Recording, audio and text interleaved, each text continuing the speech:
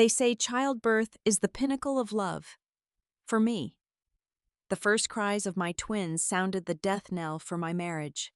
That night, while my blood stained the hospital bed, my husband was buying a $500,000 diamond necklace for his mistress. He thought he was abandoning a pathetic housewife.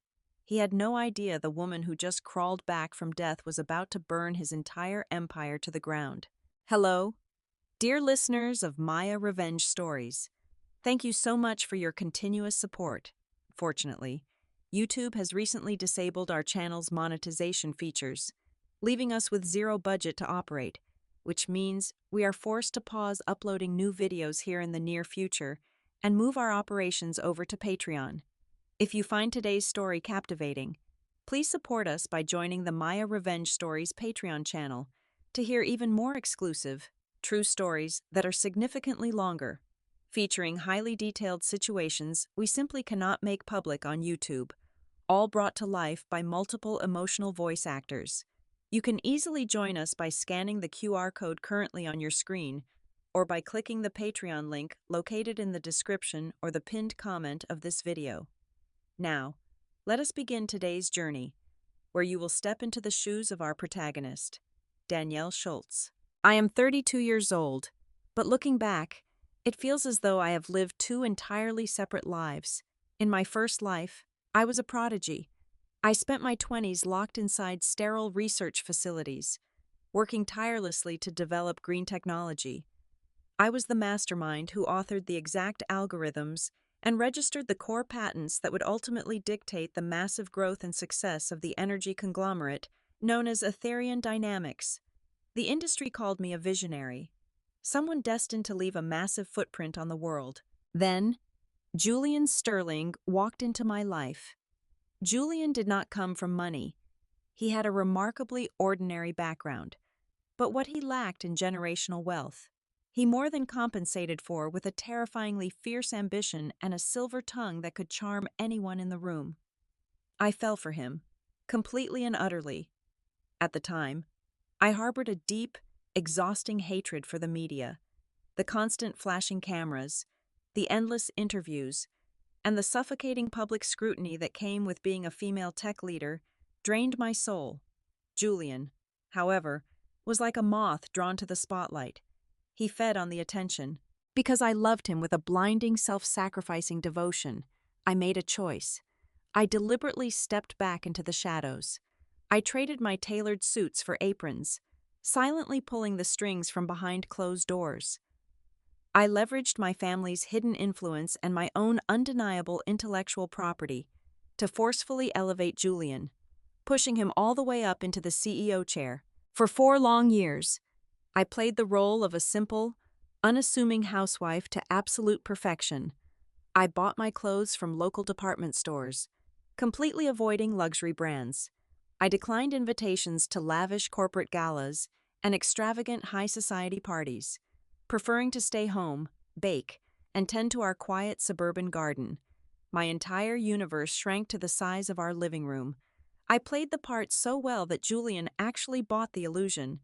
He truly, genuinely believed that I was just a remarkably lucky, ordinary woman whom he had generously rescued from a mundane existence. He forgot who I was before him. But absolute power is a dangerous drug, and it quickly blinded my husband. The moment he officially took office as CEO, the man I married began to vanish.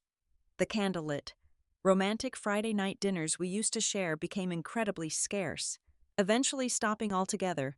In their place came a sudden influx of mysterious, last-minute business trips. Even when he was home, he was not really there. I would sit alone at the dining table while he locked himself in his home office.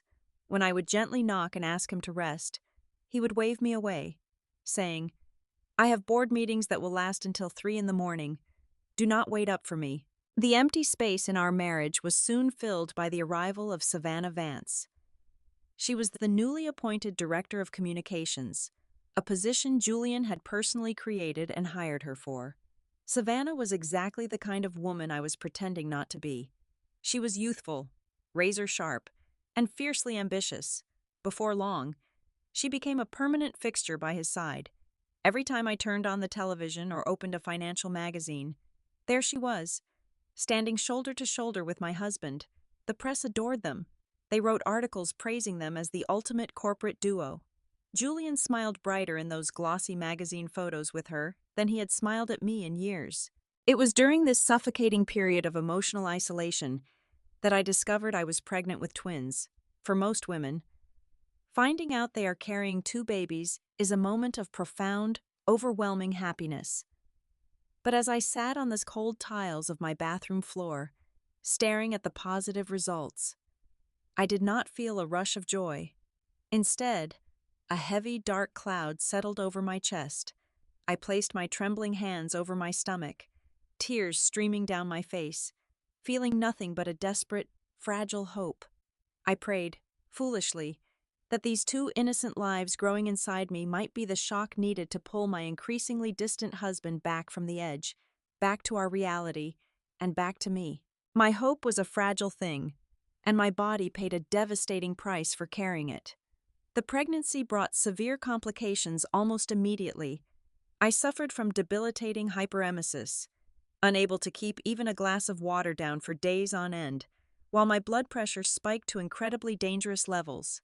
My doctor ordered strict bed rest, warning me that my body was breaking down under the immense strain of carrying two babies. I desperately needed my husband. I needed him to hold my hair back, to bring me a warm cup of soup, or to simply sit beside me in the dark so I would not feel so entirely alone. Instead, my physical suffering became a massive inconvenience to his busy schedule. Julian practically lived at the corporate office. He would text me at 11 o'clock at night, citing a sudden media crisis or an emergency stakeholder meeting that required his immediate attention. Those late nights quickly turned into completely missing weekends. He was always putting out fires, he said, always saving the company from absolute ruin. I spent my days staring at the ornate ceiling of our bedroom, shivering in our empty king-sized bed, desperately convincing myself that his continuous absence was just the heavy price of our monumental success. Then came the quiet afternoon. I decided to clean his private study. I was looking for a misplaced phone charger when a heavy leather folder slipped from the back of his bottom desk drawer and spilled onto the floor. Inside was a thick paper bank statement. It was not from our joint household account, nor was it from any of his known personal accounts. It was a black credit card, issued under a clever variation of his middle name. My hands trembled violently as my eyes scanned the endless columns of expenses. The numbers were absolutely staggering. He had spent $45,000 at a high-end French jewelry boutique in a single afternoon. 2 weeks later, there was a charge for $12,000 at an exclusive mountain resort. But the most damning line item was a recurring monthly payment of $18,000 for a luxury penthouse lease in the beautiful coastal city of Solstice Bay. We had never been to Solstice Bay. We had no business operations in Solstice Bay. My chest tightened, a cold, suffocating dread washing over my feverish skin. The missing pieces of the puzzle began to violently snap together the very next evening. I was mindlessly scrolling through social media when a new post from Savannah Vance appeared on my feed. It was a stunning photograph of a vibrant, fiery sunset over the ocean. The caption was deliberately vague, reading something about a perfect weekend getaway. On the surface, it was just a beautiful, innocent picture. But I was a scientific researcher. I was trained for years to look for anomalies, to zoom in on the microscopic details that ordinary people missed. In the bottom right corner of the image, resting on a glass balcony table, was a crystal wine glass. Reflected against the curved surface of that glass was a man's hand, resting casually near the stem. Wrapped around the wrist was a custom-made platinum watch, encrusted with rare blue sapphires. It was a one-of-a-kind timepiece. I knew this without a shadow of a doubt because I had personally designed it and commissioned it for Julian on our 3rd wedding anniversary. When Julian finally came home the next morning, smelling faintly of expensive sea salt and a sweet perfume that definitely did not belong to me, I confronted him. I did not scream. I did not throw things. I simply laid the printed bank statement and the heavily magnified photograph of Savannah's post on the kitchen island. I waited for a logical explanation. I waited for a tearful apology. I even waited for him to fall to his knees and beg for my forgiveness. What I received instead was a terrifying masterclass in psychological manipulation. Julian stared at the evidence, then looked at me with a twisted mixture of pity and intense, boiling anger. He slammed his open hand heavily against the marble counter. "Are you completely out of your mind?" he shouted, his voice echoing fiercely in the empty kitchen. "I am killing myself to keep this company afloat. I am working 24 hours a day. And this is how you repay me? By digging through my private financial documents like some deranged stalker?" When I silently pointed a trembling finger at the watch in the photograph, he actually laughed. It was a cruel, deeply condescending sound that made my blood run cold. "It is a shadow, Danielle," he scoffed, shaking his head in mock disbelief. "A blurry reflection on a stupid piece of glass. Do you hear yourself right now? Look at you. You are exhausted. You are sick. And those wild pregnancy hormones have made you utterly paranoid. You need serious psychiatric help, not an argument. You are hallucinating affairs because you have been locked in this house for 6 months doing absolutely nothing with your life." He played the victim flawlessly. He stormed out of the house, slamming the heavy mahogany front door so hard the living room windows rattled, leaving me standing alone in the kitchen to question my own sanity. He wanted me to feel crazy. He wanted me to feel small, weak, and entirely dependent on his version of reality. But Julian forgot one very crucial detail. I was never just a pathetic housewife. The woman he was trying to psychologically break was the exact same woman who had engineered complex energy grids and outsmarted the brightest minds in the entire tech industry. I did not break down in tears. I did not collapse onto the floor in a fit of despair. As the sound of his sports car engine faded down the driveway, a terrifying, absolute clarity settled over my mind, wiping away the fog of love and replacing it with pure crystalline logic. I walked slowly down to the heavy steel safe hidden in our basement, pulled out an encrypted burner phone, and made a single phone call. I activated the elite private intelligence network that my family had kept on retainer for generations. I gave the lead investigator 2 names and told them to dig until they hit the core of the earth. Exactly 48 hours later, a thick, heavily secured dossier arrived at my doorstep. The first few pages were entirely predictable and barely fazed me. They contained high-resolution photographs of Julian and Savannah kissing passionately on the balcony of the Solstice Bay penthouse, alongside hotel receipts and hundreds of pages of highly intimate text messages. But it was the financial audit in the second half of the massive report that truly stopped my heart and froze the blood in my veins. Julian was not just betraying our marriage vows. He was actively and systematically dismantling my life's work. The intelligence team had uncovered a highly complex web of shell companies, all quietly registered under Savannah's maiden name in offshore tax havens. Over the past 8 months, Julian had been illegally transferring the most lucrative research contracts, developmental funds, and proprietary data from Ethereum Dynamics directly into these dummy corporations. I was ruthlessly siphoning the financial lifeblood of the company I had built with my own hands. His grand plan was never just to leave me for a younger, more vibrant woman. He was quietly restructuring all the corporate assets so that when he finally filed for divorce, he would leave me holding an empty corporate shell, while he and his mistress walked away with a stolen empire worth hundreds of millions of dollars. He fully intended to leave the mother of his unborn children completely destitute, professionally ruined, and publicly humiliated. The winter that year brought the most vicious, record-breaking blizzard the city of Eldridge had ever witnessed. The wind howled against the reinforced glass windows of our massive, empty suburban mansion like a starving animal desperate to get inside. I was completely alone, heavily pregnant, and exactly 1 month away from my estimated due date. The house was freezing, the power grid struggling violently against the sheer force of the storm. Around 2 o'clock in the morning, a sudden, sharp tear ripped through my lower abdomen. It was not a normal pregnancy cramp.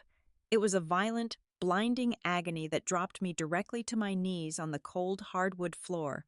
A warm rush of fluid soaked through my clothes, followed immediately by the terrifying, unmistakable metallic scent of fresh blood. My water had broken prematurely, and I was hemorrhaging. Panic, cold and sharp, pierced through the heavy fog of my physical pain, dragging my failing, heavy body across the floor. I barely managed to reach my phone resting on the bedside table. My hands were shaking so violently, I could barely unlock the illuminated screen. I dialed Julian's private number. It rang. It rang until it hit the automated voicemail. I called again, and again. I called him a total of 27 times while lying helpless in a growing pool of my own blood. Every single call was ignored, desperation taking over. I opened the GPS tracking application on our shared family account. The blinking blue dot representing his phone was nowhere near the corporate headquarters in the city center. It was stationary at a highly exclusive, luxury ski resort located hundreds of miles away in the mountains. He was supposed to be handling a severe public relations crisis, yet he was vacationing while our children were fighting for their lives inside my womb. The local emergency dispatch operator told me that all ambulances were grounded due to the massive, impassable snowdrifts. They could not reach me. If I stayed in that house, my babies and I would bleed to death before the sun came up. Survival instinct is a terrifyingly powerful force. I bit down on my lower lip so hard I tasted copper, forcing my trembling legs to stand. I grabbed my car keys, wrapped a heavy wool coat over my soaked nightgown, and staggered out into the raging blizzard. The cold was absolute, biting into my exposed skin like thousands of tiny, unforgiving needles. Getting into the driver's seat of my vehicle was an exercise in pure torture. Every movement sent shockwaves of blinding pain up my spine. I gripped the leather steering wheel with white knuckles, put the car in gear, and drove out into the blinding white abyss. The journey to Oak Haven Medical Center should have taken exactly 20 minutes. That night, fighting against slipping tires and zero visibility, it took almost 2 hours. I drove blindly through the thick, swirling snow, screaming aloud in the confined, suffocating space of the car every time a contraction hit, praying to a universe I barely believed in to just let my children survive this nightmare. When I finally crashed my car into the emergency loading bay of the hospital, I was barely conscious. Medical staff swarmed me the second I fell out of the driver's side door. The bright, sterile lights of the trauma ward blinded me as they rushed me onto a moving gurney. Everything became a chaotic blur of shouting voices, tearing fabric, and the terrifying, frantic beeping of the fetal heart monitors. The machines were screaming, their rapid alarms signaling that the babies were in severe distress, losing oxygen with every passing second. A frantic, wide-eyed nurse grabbed my phone, her medical gloves smeared with my blood. "We need to reach your husband immediately. His signature is required for an emergency surgical intervention," she told me, her voice tight with unhidden panic. She dialed Julian's number 1 last time. A harsh, automated voice echoed through the small speaker. Julian had manually activated a total block on all incoming calls originating from the hospital's area code.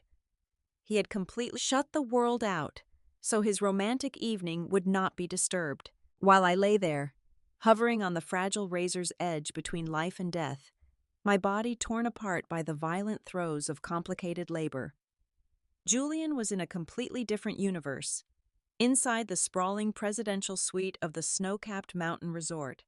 A massive stone fireplace cast a warm, romantic, golden glow over the lavish room. Soft jazz music played in the background while Julian stood closely behind Savannah. She was wearing a sheer silk robe, sipping an expensive vintage champagne from a crystal flute. He smiled warmly, brushing her hair aside to gently clasp a stunning, custom-crafted diamond necklace around her throat. It was a masterpiece of high jewelry, easily worth $500,000. Savannah admired her stunning reflection in the gilded mirror, laughing softly. "Do you not think your wife is going to wonder where you are?" she purred, leaning her head back against his chest. Julian scoffed, a sound dripping with utter contempt and supreme arrogance.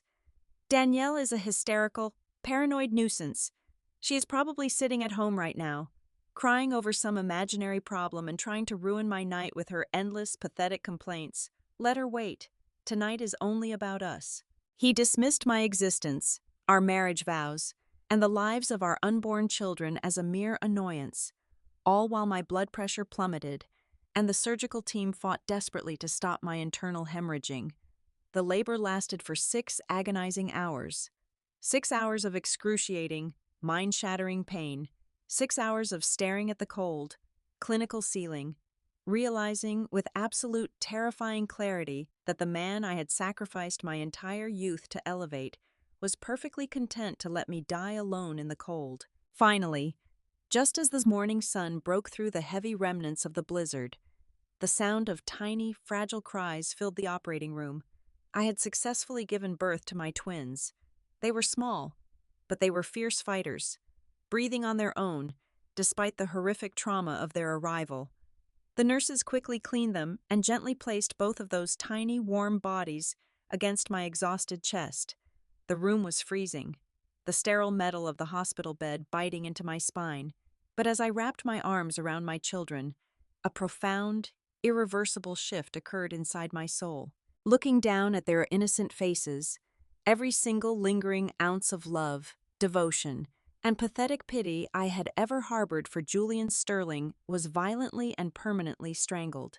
The devoted, soft-spoken housewife died on that bloody delivery table. The weak woman who begged for crumbs of his affection was gone, buried forever under the ice of the Eldridge blizzard. In her place, a heavy, suffocating calm washed over me.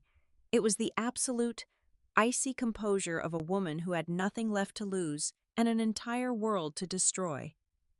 I kissed the damp foreheads of my newborn babies, whispering a silent vow into the cold hospital air. Julian wanted to play the role of a ruthless king, but he had fundamentally forgotten the face of the person who handed him the crown. A true queen had finally awakened, and she was going to burn his stolen kingdom to ashes. The morning sun reflected harshly off the freshly fallen snow. The brutal blizzard had finally passed, leaving the city under a thick, silent blanket of white. Inside his luxury suite, Julian woke up, stretched lazily, and finally decided to disable the block on his cell phone. Instantly, his screen lit up like a slot machine paying out a jackpot. He had 27 missed calls, frantic voicemails from the hospital, and a final automated text message confirming an emergency delivery. For a brief, fleeting second, genuine panic might have crossed his face, but it was quickly replaced by a cold, calculated strategy. He needed to maintain his public image at all costs. He rushed to his sports car, speeding back to the city while mentally rehearsing his lines. He would burst through the hospital doors, his hair deliberately disheveled, playing the role of the frantically busy but deeply loving husband who was tragically trapped by the unprecedented weather. He even practiced a look of profound relief and exhaustion in his rearview mirror. He honestly believed I was still the same fragile, dependent woman who would weep in his arms the moment he offered a hollow apology. He thought he had me entirely figured out. He arrived at Oak Haven Medical Center shortly before noon. He sprinted past the main reception desk, completely ignoring the startled nurses, and headed straight for the standard maternity ward, where he assumed his unassuming wife would be resting. But the bed under my name was completely empty. Confused and beginning to feel a creeping sense of irritation that I was not exactly where he expected me to be. He demanded answers from a passing orderly. The terrified young man nervously pointed him toward the top floor, the exclusive, highly restricted VIP wing. When the elevator doors slid open on the highest floor, Julian stopped dead in his tracks. The entire corridor was completely barricaded. Dozens of massive, broad-shouldered men dressed in immaculate black suits, each wearing a discreet wireless earpiece, stood shoulder to shoulder, forming an impenetrable human wall. This was not regular hospital security. This was a highly trained, elite private military detail. Julian tried to push his way through, barking his usual authoritative commands, demanding to see his wife. The guards did not even blink. They looked at him as if he were an insignificant insect hovering in their path, their hands resting ominously close to their concealed weapons. Before Julian could start shouting, the heavy double doors at the end of the hall swung open. The chief executive director of Oak Haven Medical Center walked out. This was a man Julian had tried to golf with for 4 years, a man of immense local influence whom Julian desperately wanted to impress. But the director did not greet Julian with a friendly smile or a warm handshake. His face was entirely devoid of warmth, carved from pure ice. "Where is my wife?" Julian demanded, puffing up his chest, trying to sound like a man fully in charge of the situation. The director stopped a few feet away, flanked by two more intimidating guards. He looked Julian up and down with absolute, freezing contempt. "Madame Danielle Schultz has been escorted away by her family," the director stated, his voice ringing with chilling finality. "You no longer have access rights to her, the children, or any information regarding their medical status. I suggest you leave these premises immediately before I have you forcibly removed by security." Julian was stunned. Family? What family? As far as he knew, I was estranged from a bunch of middle-class nobodies, he stammered, unable to process the absolute dismissal, when a sudden deafening roar shook the reinforced glass windows of the corridor. The heavy, rhythmic thumping of massive rotor blades echoed violently through the building, driven by a sudden, inexplicable dread. Julian shoved past a distracted nurse and sprinted out onto the adjoining observation balcony, hovering. Just above the hospital's reinforced rooftop helipad was not a standard medical transport. It was a massive, military-grade heavy-lift helicopter, painted in a sleek, intimidating matte black, emblazoned on the side of the aircraft, catching the bright midday sun, was a massive, gold-plated logo, a crest that every single person on Wall Street recognized with religious reverence. It was the insignia of Vanguard Pinnacle Holdings, the single most powerful and aggressively dominant investment fund in all of North America. Julian gripped the freezing metal railing of the balcony, his knuckles turning pure white as the violent wind from the rotors whipped against his face. His mind desperately tried to connect the impossible dots. Vanguard Pinnacle, the untouchable financial empire. He had spent the last 3 years desperately trying to secure a 5-minute pitch meeting with the mythical giants who controlled global markets, holding trillions in assets. The founding family of that absolute powerhouse was famously secretive, fiercely protective of their privacy, and their last name was Schultz. The realization hit Julian with the horrific force of a speeding freight train. The air physically left his lungs. His legs gave out completely, and he collapsed onto his knees on the freezing concrete. The simple, pathetic woman he had forced to stay in the shadows, the woman he had abandoned to bleed to death while he bought diamonds for a cheap mistress, was the direct heir to the very throne he worshipped. He had not just burned a bridge, he had detonated a nuclear bomb on the only golden ticket he would ever hold in his miserable life. He watched in absolute paralyzed horror as the helicopter banked sharply and roared into the winter sky, carrying away his wife, his children, and his entire future. As the deafening sound of the aircraft faded into the heavy clouds, the agonizing silence of the balcony was abruptly shattered by the sharp ringing of his cell phone. It was his executive assistant from Etherian Dynamics. Julian answered the call with trembling, completely numb fingers, unable to even force a word out of his throat. "Boss," his assistant screamed through the small speaker, his voice cracking with pure, unadulterated panic.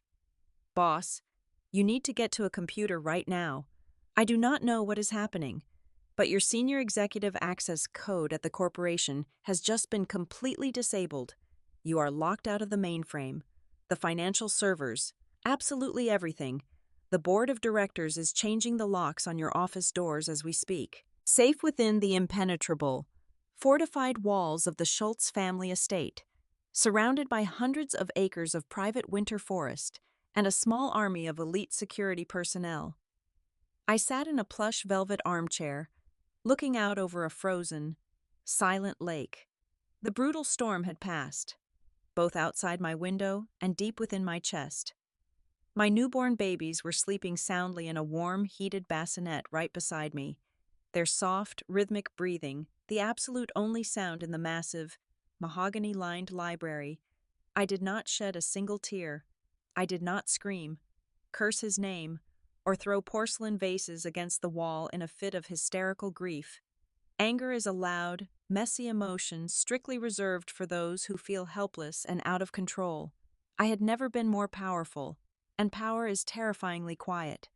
I gently brushed my fingers against my daughter's cheek, then picked up the solid gold receiver of the secure landline resting on my antique desk. I dialed the direct number for the senior managing partner of our family's ruthless legal firm. "Execute the purge," I said softly, my voice devoid of any human warmth. The media explosion was not just a scandal. It was meticulously coordinated to detonate exactly at the opening bell of the stock exchange on Monday morning.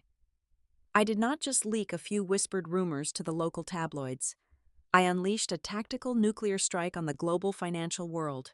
Every major news network, every influential financial publication, and the federal regulatory commissions simultaneously received a heavily encrypted digital dossier. The very first page was a simple, undeniable marriage certificate paired with my birth records, officially revealing my true identity to the public as the sole, direct heiress of Vanguard Pinnacle Holdings. The subsequent pages contained a mercilessly detailed, completely undeniable roadmap of Julian's absolute corruption. I exposed every single shell company he had quietly created in offshore tax havens. I provided wire transfer receipts, forged digital signatures, and the exact coordinates of the stolen corporate assets he had illegally routed into Savannah's secret accounts. By 9:30 in the morning, Julian Sterling was no longer hailed as a visionary chief executive. He was a globally recognized, pathetic fraud. But exposing his pathetic infidelity and petty theft was merely the opening pawn move of a much larger, far more violent chess game. Julian's ultimate grand strategy had always been to divorce me and seize total, unyielding control of Ethereum Dynamics. Specifically, he wanted the revolutionary green energy core technology that powered the entire multi-billion-dollar conglomerate. He firmly believed the company owned the exclusive rights, and as chief executive, he would control them. What my arrogant husband failed to realize was a fundamental fatal lesson in intellectual property law. From the very first day of my research, long before he even knew my name, every single line of code, every complex algorithm, and the foundational core patents were legally registered exclusively under my personal name. Ethereum Dynamics did not own the technology. They never did. They were merely leasing it from me under a generous contract I had quietly drafted, with a single, decisive stroke of my pen on a legal injunction. I permanently and completely revoked Ethereum's commercial license to use my patents. The market reaction was instantaneous, brutal, and apocalyptic. Without the proprietary core technology, Ethereum Dynamics was nothing more than an empty, useless shell of a corporation. The very moment my legal team filed the public revocation, the company's stock went into a catastrophic, unstoppable freefall. The valuation evaporated by a staggering 60% within the first 24 hours of active trading. Billions of dollars in market capitalization vanished into thin air before lunchtime. The board of directors, the exact same group of wealthy old men who used to shower Julian with praise and expensive cigars, turned on him like a pack of rabid, starved wolves. They immediately convened an emergency, impromptu meeting, permanently stripping him of his chief executive title and barring him from the premises. By noon, corporate security had physically thrown his personal belongings into cardboard boxes onto the freezing pavement outside the headquarters. Immediately after, the board formally filed a massive, relentless federal lawsuit against him for severe corporate embezzlement, fraud, and gross fiduciary negligence. Julian was completely locked out of the empire, his bank assets entirely frozen by federal judges, and his carefully curated reputation burned to absolute ash. Desperation carries a very specific, foul stench. Facing imminent federal indictment and the terrifying reality of spending the next 20 years in a maximum security prison, Julian played his absolute final, pathetic card. He fled the crumbling city. He drove his expensive sports car dangerously fast down the icy coastal highway, heading straight for the luxury penthouse in Solstice Bay. He genuinely thought he still had a secret escape hatch. He believed that he and Savannah could simply drain the remaining millions of dollars hidden in those offshore dummy corporations, board a private jet, and vanish into a tropical country without an extradition treaty to start a new life. He burst through the heavy mahogany doors of the penthouse, frantically calling her name, his voice echoing with pure panic. But the massive, oceanfront apartment was completely dark and entirely empty. Savannah's expensive designer clothes were gone from the custom walk-in closets.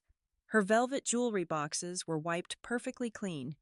Even the expensive crystal wine glasses were missing from the bar. On the center of the kitchen counter sat a single, heavily encrypted hard drive, completely wiped of all financial data. Savannah Vance was never a woman driven by blind romantic love or fierce loyalty. She was a purely transactional, highly calculating predator who craved money and elite status above absolutely all else. The very second the news broke, and she realized Julian's ship was rapidly sinking into the abyss, she ruthlessly severed the dead weight. She had used her administrative access to the offshore shell accounts, swiftly transferred every single remaining dollar of the stolen cash into an untraceable, anonymous cryptocurrency wallet, and vanished without leaving a single footprint. My private investigators later informed me that she had immediately leveraged the stolen funds to buy her way into the lavish bed of a rival, elderly billionaire operating out of Europe, leaving Julian to face the federal authorities entirely alone. Standing in that hollow, freezing apartment, surrounded by the silent ghosts of his own infidelity and greed, Julian finally understood the sheer, crushing magnitude of his destruction.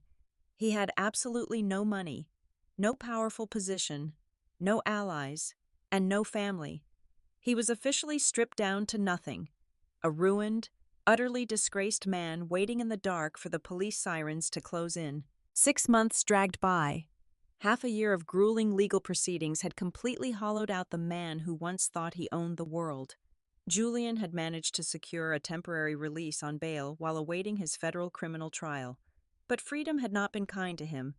The media had ruthlessly stripped away his dignity, and the sheer suffocating stress had aged him a decade. One late afternoon, under a relentless, freezing torrential downpour, he finally appeared at the towering wrought iron gates of my family's primary estate. Through the high-definition security cameras, I watched him.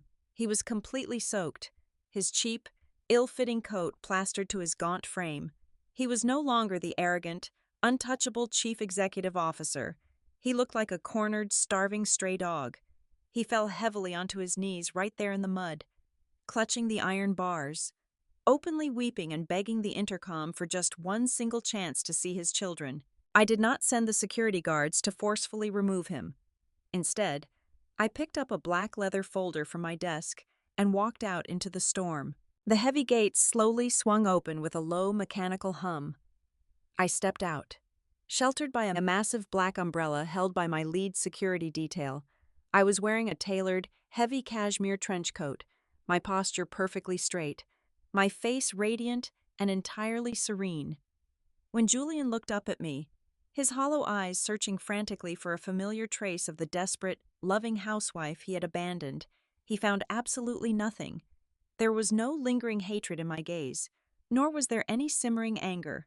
There was only a profound, bone-chilling indifference. I looked at him the way one looks at a completely insignificant, mildly unpleasant stain on the pavement. We were no longer occupying the same universe. Without speaking a single word of greeting, I dropped the thick legal document directly into the mud at his feet. A high-grade silver pen rolled out, stopping just against his ruined shoes. Julian looked down at the soaked papers, his hands shaking violently as he read the bold heading. "Sign it," I commanded, my voice cutting through the sound of the heavy rain with absolute, zero-degree precision. "This is a binding, irrevocable surrender of your parental rights. You will legally sever all biological and legal ties to my twins. You will never see them. You will never contact them. And they will never bear your ruined name. In exchange, my legal team will officially withdraw the corporate embezzlement charges. You will not serve the mandatory 15 years in federal prison." He let out a broken, agonizing sob, reaching out his trembling, muddy hands to grab the hem of my coat. I took a deliberate step back, ensuring he could not touch me. "Danielle, please," he choked out, coughing against the rain. "I made a catastrophic mistake. I was blind. I was foolish. But I still love you. They are my blood. You cannot just erase me from your life like this. We were supposed to build a future together." A small, cold smile touched the very corners of my lips. It was the absolute killing blow to his fragile ego. "You threw away a priceless diamond to aggressively chase after a common pebble." "Julian," I said, my tone incredibly soft, but carrying the weight of a judge delivering a death sentence. "And now you are choking on the dust. The most cruel, devastating punishment for a man like you is not rotting away in a tiny concrete prison cell. No, prison is far too easy for you. Your ultimate punishment is living out there in the real world. You will be free, but you will be entirely pathetic, utterly forgotten, and forced to spend the rest of your miserable, empty life looking up at a kingdom where my children and I stand. A kingdom you will never, ever have the right to touch again." The last sliver of his hope shattered right there in the rain. He realized, with crushing finality, that he had systematically destroyed the single greatest gift the universe had ever offered him.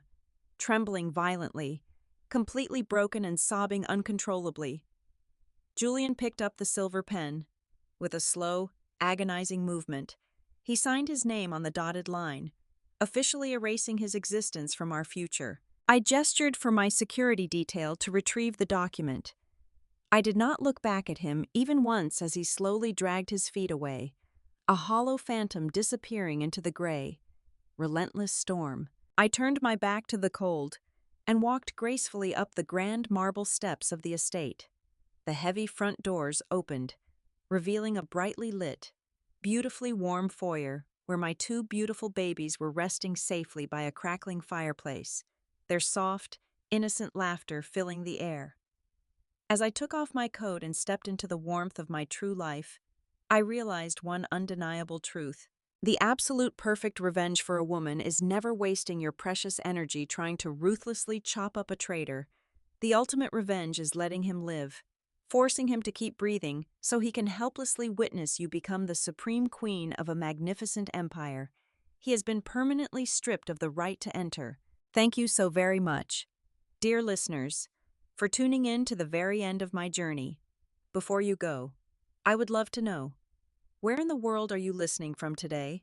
As a quick reminder, YouTube has entirely disabled our monetization features, meaning this channel will unfortunately not be uploading any new videos here for the foreseeable future. We are transitioning our entire operation over to Patreon.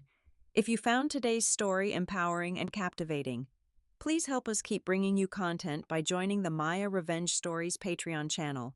Over there, you will find our most incredible, exclusive, and lengthy true stories that we simply cannot make public on YouTube.